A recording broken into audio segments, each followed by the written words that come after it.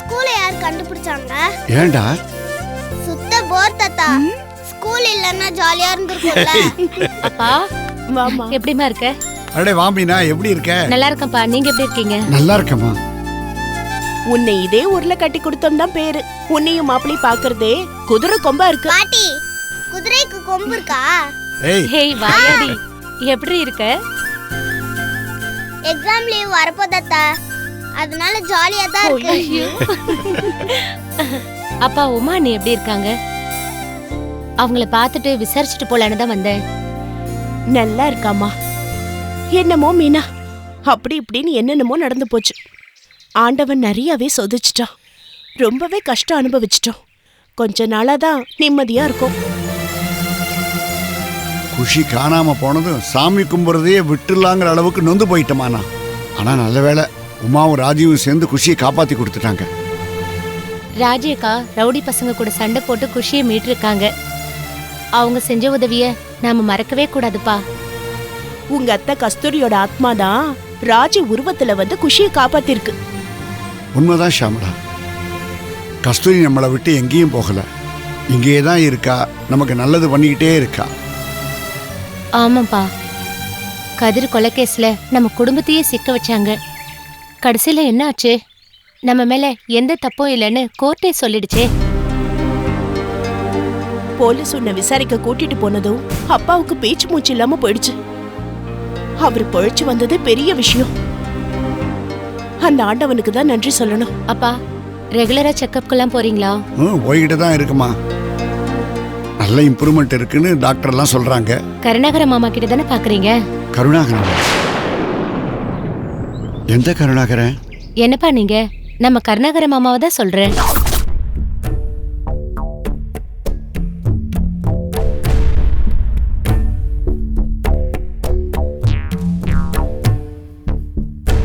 நான் ஏமா அந்த கருணாகரன்கிட்ட வைத்தியத்துக்கு போகணும்? மா, அப்பாவுக்கு இந்த உண்மை தெரியாதா? என்னடி நடக்குது இங்க? அவ என்னடி சொல்றா? என்னடி சொல்லுடி, எதை மறைக்கிற சொல்லுடி. என்ன நடந்தது சொல்லுடி. எதை மறைக்கிறீங்க சொல்லுங்க. ஒண்ணு இல்லைங்க. ஏய், நீ சும்மா இருக்க மாட்டியா? அவளை எதுக்கடி அடக்குற? என்ன நடந்தது என்கிட்ட சொல்லுடி. எதை மறைக்கிறீங்க சொல்லுங்க. என்னப்பா என்னாச்சு? முழிக்கிறாங்க, ஏதோ விஷயத்தை என்கிட்ட மறைக்கிறாங்க. என்னன்னு கேளுடா. என்னம்மா என்ன மறைக்கிறீங்க? டேய், ஒண்ணு கேட்கலாம் இல்ல, சொல்லுங்களேன். அப்ப இருக்க பண்ணி டென்ஷன் ஆகாதே. என்ன விஷயமா? அம்மா மீனா நீயா சொல்லமா? இவ்வளவு நாள் இந்த உண்மையை மறைச்சு வச்சிருக்க. இப்ப நீ சொல்ல போறியா இல்ல நான் சொல்லவா? சொல்லு, என்னன்னு சொல்லு. அப்பா, என்ன கதிர் கொலைகேஸ் விஷயமா அரெஸ்ட் பண்ணி கூட்டிட்டு போனப்ப உங்களுக்கு மயக்கம் வந்து அன்கான்சியஸ்க்கு போயிட்டீங்க. உங்களை காப்பாத்தவே முடியாதுன்னு டாக்டர் சைடுல சொல்லிட்டாங்க.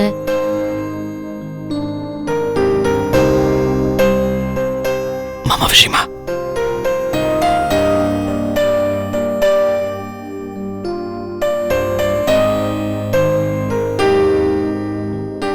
அப்பா நீங்க எனக்கு ரொம்ப கிரிட்டிக்கல் கண்டிஷன்ல இருந்தீங்க. நாங்களாம் என்ன செய்யறதுன்னு தெரியாம முடிச்சிட்டு இருந்தோம். அப்ப தம்பி தான் போய் கருணாகர மாமாவை கூட்டு வந்தான். மாமா தான் உங்க உயிரை காப்பாத்தினாரு.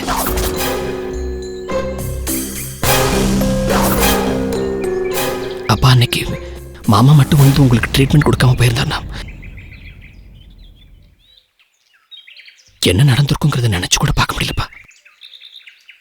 இன்னைக்கு எங்க முன்னாடி நின்னு பேசிட்டு இருக்கீங்கன்னா அதுக்கு கஸ்தூரி வீட்டுக்காரரு கருணாகரன் தாங்க காரணம்.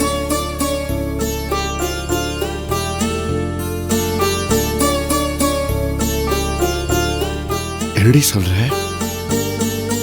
கருணாகரனா எனக்கு ட்ரீட்மெண்ட் கொடுத்தது? ஏண்டி என்கிட்ட இதை முதல்லயே சொல்லல? உண்மையை சொன்னா கோவப்படுவீங்க. உங்க உடம்புக்கு எதுவும் ஆயிடக்கூடாதுன்னு தான் சொல்லல. அப்பா உங்களுக்கு கருணாகர மாமா மேல மலையளவுக்கு கோபம் இருக்கு. ஆனா கருணாகர மாமாவுக்கு உங்க மேலையும் நம்ம குடும்பத்து மேலையும் கடல் அளவுக்கு அன்பும் பாசமும் அக்கறையும் இருக்கு. சமாதியில வச்சு கூட ஸ்னேகா மூலமா திரும்ப கிடைச்ச அந்த ஹாஸ்பிட்டல அவரு ஸ்னேகா கிட்டே ஒப்படைக்கிறேன்னு சொன்னாரு. ஸ்னேகா இதுக்கு சம்மதிப்பாளான்னு தெரியல. அப்பா, செய்யாத ஒரு குற்றத்துக்கு மாமா எத்தனையோ வருஷம் ஜெயில தண்டனை அனுபவிச்சுட்டு வந்துட்டாரு. ஜெயில இருந்து ரிலீஸ் ஆகி அவர் வந்த பிறகும் நீங்க அவரை இன்னும் ஏத்துக்காம வெறுத்து ஒதுக்கி மேல மேல தண்டனை கொடுத்துட்டு இருக்கீங்க. எங்க அன்னைக்கு கஸ்தூரி சமாதியில அவர் பேசினதெல்லாம் கேட்டதுக்கு அப்புறமுமா உங்க மனசு மாறல? மாமா செஞ்சது குற்றம் இல்ல, ஒரு தவறுதான். குற்றத்துக்கு பரிகாரம் தண்டனை, தவறுக்கு பரிகாரம் மன்னிப்பு தான்ப்பா.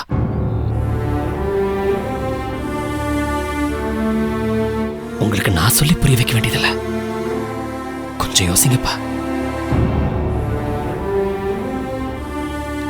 உங்க தங்கச்சிய கடவுளா நினைக்கிறவரு உங்க குடும்பத்துக்கு கெடுதல் நினைப்பாராங்க? அவர் எப்பவுமே உங்களுக்கு கெடுதல் நினைச்சது இல்லைங்க. நீங்க தான் அவரை தப்பா புரிஞ்சிட்டு இருக்கீங்க. அப்பா, ஒருத்தரை ரொம்ப நம்புறது எவ்வளவு பெரிய முட்டாள்தனம். அதே அளவுக்கு ஒருத்தரை நம்பாத இருக்கிறதும் தப்புதான்ப்பா.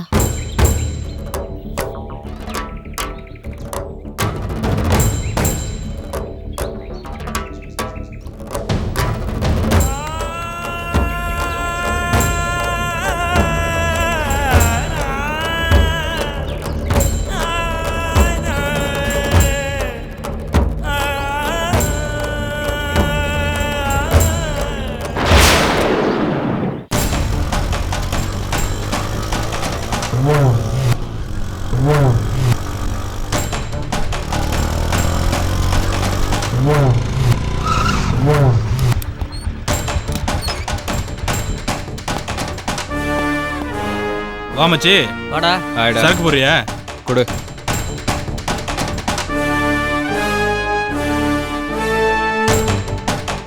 என்னடா உங்க அண்ணன் வெளு வெளு வெளுத்துட்டாரமே, நிஜமா மச்சி? உங்க அண்ணனுக்கு என்ன சிங்கம் சூரியன் நினைப்ப? இப்ப பாரு வெறப்பா சுத்திக்கிட்டு இருக்காரு. ஊர்ல பாதி பேர் கடுப்பா இருக்கானுங்க, பார்த்துருக்க சொல்லு. என்னடா அடி பலமா? விட்றா, சண்டையில கிளியாத சட்டை இங்க இருக்கு. அப்ப நீ கொடைக்கானல் வரப்போறது இல்லையா? நான் வராம நீங்க போயிருவீங்களாடா? சாரிடா மச்சான், பணம் இல்லைன்னா கஷ்டம். என்கிட்ட பணம் இல்லைன்னு யாரா சொன்னா? வீட்லயும் பணம் தரல, செயின் ஸ்நாச்சிங்கும் புட்டுக்குச்சு. அப்புறம் எப்படா உங்ககிட்ட பணம் இருக்கும்? இருக்குடா, எனக்கு மட்டும் இல்ல, நம்ம எல்லாருக்கும் சேர்த்து எடுத்துட்டு வந்துட்டேன்.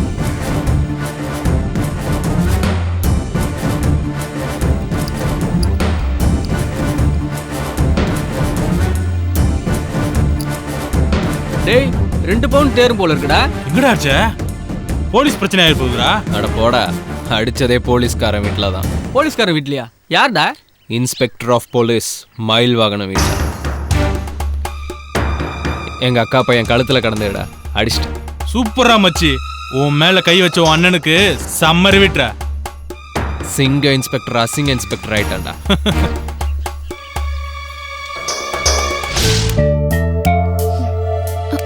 பாத்தண்ணே,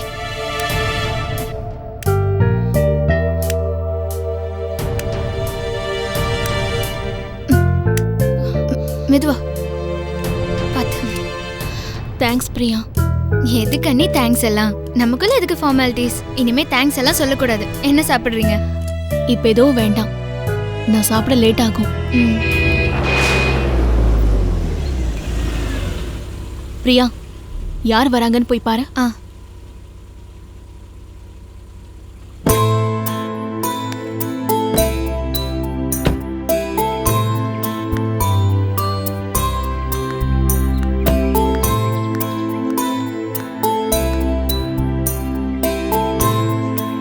வா வாங்க. வாங்க மாமா, ஏன் அங்கேயே நிக்கிறீங்க? உள்ள வாங்க. வா, வந்து உட்காருங்க. ஏய், இருக்கட்டும் இருக்கட்டும். அண்ணா, பரவாயில்ல, நீங்க உட்காருங்க. யார் வந்திருக்காங்க வந்து பாருங்க. முதல்ல உட்காரு. வந்துட்டு பிரியா. எப்படிமா இருக்க? நல்லா இருக்கேன் சார். கால் எப்படி இருக்கு? இப்ப வலி பரவாயில்லையா? கால் வலி பரவாயில்ல, கால் நடக்கிறது தான் கொஞ்சம் கஷ்டமா இருக்கு. போக போக எல்லாம் சரியாயிடுமா. இது பாரு, ஸ்ட்ரெயின் பண்ணிக்காத, நல்ல ரெஸ்ட் எடு. வாங்க மாமா, வாங்க வாங்க ராஜி. மாப்ள. எப்படி இருக்கீங்க ராஜி? நல்லா என்ன ராஜி, ஒரு ஃபோன் கூட பண்ணாம திடீர்னு வந்திருக்கீங்க? அத்தையும் மாமாவும் வேற வீட்ல இல்ல, வெளியில போயிருக்காங்க. நாங்க உங்க 2 பேரையும் பார்க்க தான் வந்திருக்கோம். சரி, நீங்க எல்லாரும் பேசிட்டு இருங்க, நான் போய் ஜூஸ் போட்டு எடுத்துட்டு வரேன். அதெல்லாம் ஒண்ணும் வேண்டாம், நீ சும்மா இருமா. நீங்க சும்மா இருங்க மாமா, எடுத்துட்டு ஆ, வா. நீ போ. ஓகே. சொல்லுங்க மாமா, என்ன இந்த பக்கம்?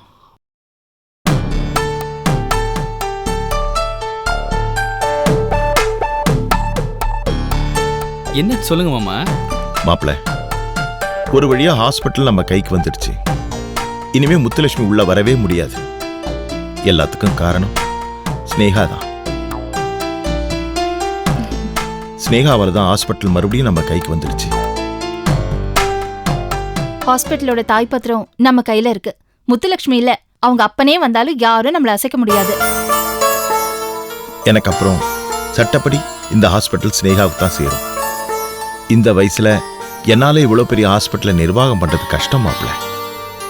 எல்லாத்தையும் ஸ்னேகாட்ட ஒப்படைச்சிட்டு ஒதுங்கிடலான்னு நினைக்கிறேன். கஸ்தூரி உயிரோட இருந்திருந்தாலும் இதைத்தான் பண்ணியிருப்பா.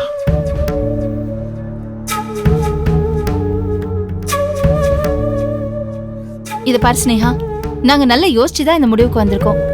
ஹாஸ்பிட்டல் பொறுப்பை நீ ஏத்துக்கோமா. இந்தாங்க, எடுத்துக்கோங்க.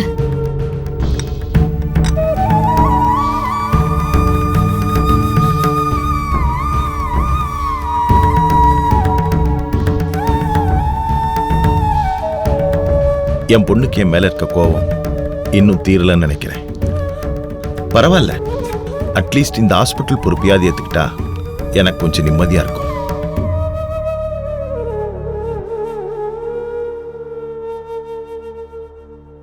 ராஜி, என்னை மன்னிச்சிரு. எனக்கு இப்ப யார் மேலேயும் வெறுப்போ பகையோ இல்ல. எல்லாரும் எனக்கு ஒண்ணுதான். ஹாஸ்பிட்டலை பொறுத்த வரைக்கும் எங்க அம்மாக்கு கொடுத்த வாக்க நான் காப்பாத்திட்டேன். இது அம்மா பேர்ல இருக்கிற இவரோட ஹாஸ்பிட்டல்.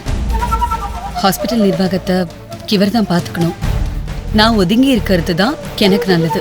இது பாரு ஸ்னேகா, உன்னை நம்பிதான் நான் அண்ணனை கூட்டிட்டு வந்திருக்கேன். தயவு செஞ்சு ஒத்துக்கோமா.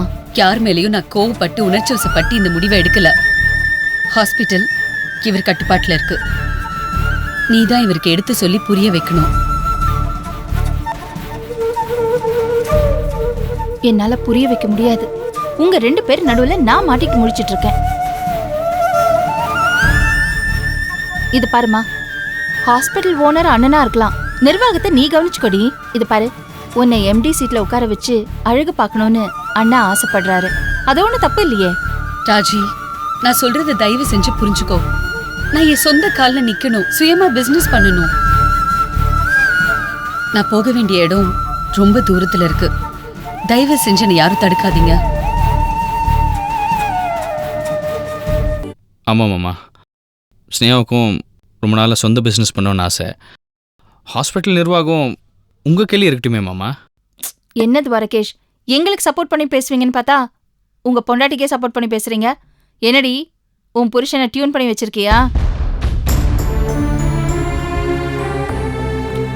சரி விடுமா மாப்ள, ஸ்னேகா பிசினஸே பண்ணட்டும். அதுக்கு இந்த ஹாஸ்பிட்டலோட பொறுப்பு தடையா இருக்காது, இருக்கவும் கூடாது. ஹாஸ்பிட்டல் விஷயத்துல எனக்கு இன்னொரு யோசனையும் தோணுது. அதுக்கு நீங்க எல்லாரும் சம்மதிக்கணும். என்னன்னு சொல்லுனே. என்னை பொறுத்த வரைக்கும் என் மாப்பிள்ளை எனக்கு உள்ள மாதிரி. ஹாஸ்பிட்டல் நிர்வாகத்தை அவர்கிட்ட ஒப்படைக்கிறேன், அவரே பார்த்துக்கிட்டுமே. என்ன மாப்பிள்ளை சொல்றீங்க? மாமா திடீர்னு என்ன மாமா திடீர்னு கேட்குறீங்க? ஒன்றும் புரியல. இல்ல மாப்பிள்ளை, அந்த சேர்ல ஸ்னேகா உட்கார்ந்தாலும் நீங்க உட்கார்ந்தாலும் எனக்கு ஒண்ணுதான். நீ என்ன சொல்ற? உனக்கு சரின்னு பட்டுச்சுன்னா நீ பண்ணு. நீ என்ன முடிவெடுத்தாலும் எனக்கு அது ஓகே தான். துவரகேஷ்,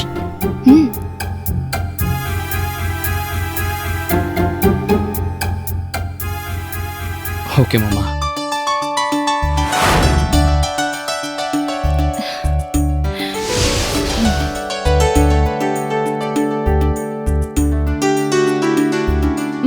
அப்புறம் என்ன, ஸ்னேகாவும் சம்மதிச்சிட்டா. இனிமே நம்ம ஹாஸ்பிட்டல் எம்டி துவாரகேஷ் தான்.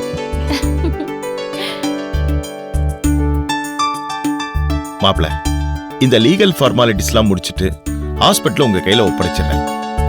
ஹாஸ்பிட்டல் ஓபனிங் மட்டும் ரொம்ப கிராண்டா பண்ணணும் மாப்ள. சூப்பர்ண்ணே.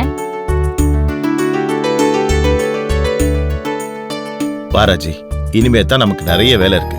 கிளம்பலாமா? சரிண்ணே. வர மாப்ள. சரி மாமா. வரம்மா. வரேன் ஸ்னேகா. என்ன வரேம்மா. சாப்பிட்டு போலாம்ல? இல்ல பரவாயில்ல, இன்னொரு நாள் வரேன். வரம்மா. சரிம்மா. வரம்மா. வரேன். போயிட்டு வாங்க.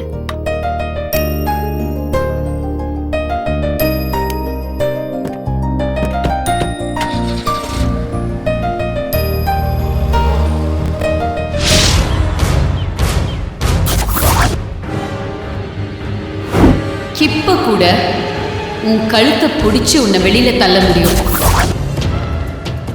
I said get out.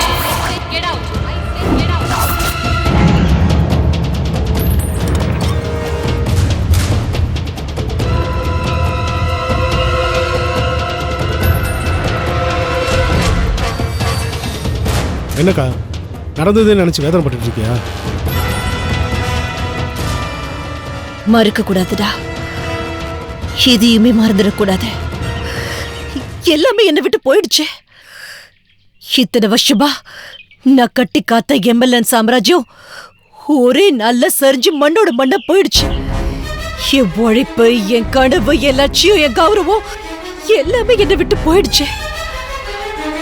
உண்மையை சொல்லணும்னா இப்ப நான் ஒரு பூஜ்யம். இந்த உலகத்துல பூஜ்யத்துக்கு மதிப்பே இல்லை.